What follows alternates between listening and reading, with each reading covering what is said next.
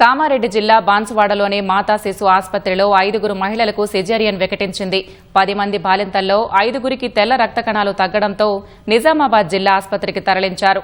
వీరిలో 3 పరిస్థితి విషమంగా ఉండడంతో హైదరాబాద్ నిమ్స్ ఆసుపత్రికి తరలించారు.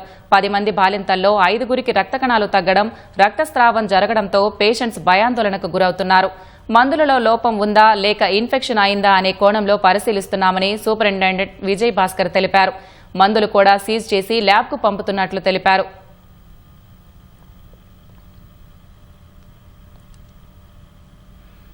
ఇక్కడ ఇబ్బంది జరిగింది. 10 ఆపరేషన్లలో 5గురికి రిఫర్ చేయాల్సిన పరిస్థితి వచ్చింది కాబట్టి పొద్దున్నే ఆపరేషన్ థియేటర్ అంతా కూడా ఇన్స్పెక్షన్ చేయడం జరిగింది. అలాగే మరి మందుల వల్ల ఏమన్నా వస్తుందా అన్న అనుమానంతో మందులన్నీ కూడా టెస్ట్ చేయడం జరిగింది.